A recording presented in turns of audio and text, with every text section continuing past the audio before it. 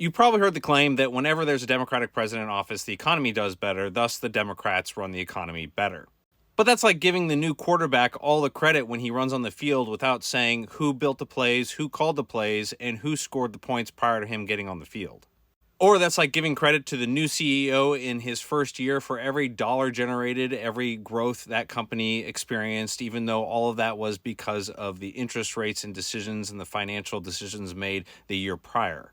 All that said, there is a real metric here that is captured in the data going all the way back from 1945 to present, where Democrat presidents do enjoy a greater economy based off of the GDP.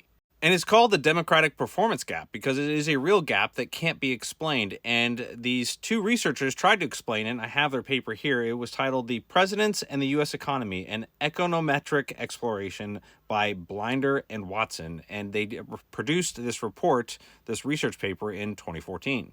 Now, for the TLDR crowd, or the too long didn't read crowd, the findings were, and I will read it by the quote, it appears that Democratic edge stems mainly from more benign oil shocks, superior TFP performance, a more favorable international environment, and perhaps more opportunistic consumer expectations about the near future. Many other potential explanations are examined, but fail to explain the partisan growth gap. So they honestly couldn't determine definitively through the data why that gap existed. And the gap that they identified was that in the president's first year, the Democratic president's first year, they had a greater GDP than any Republican's first year. Here is a visual representation of that data. And as you can see, there is a gap here that the Democrats enjoy, and that's what cannot be explained. Now, recently in June 2026, another group of researchers wanted to revisit this finding, this concept, and the title of the document is this: The Democratic Growth Advantage Revisited, Disentangling Global Trends from Domestic Political Effects in the United States Economy. The study sought to determine, and I'm going to try and explain this as a layman a way as possible, how global and regional economic cycles affected the United States GDP, and it determined that the GDP was affected by 94% of these cycles. So the remainder was affected by idiosyncratic economic growth. And what that means basically is something unique to the United States, like a housing boom or a unique technology. And so the findings were interesting because it determined that in order to have an optimal GDP or a best U.S. economy, you want a high IEG score, or that idiosyncratic economic growth score. And the best score was whenever there was a Democratic president and a Republican Congress.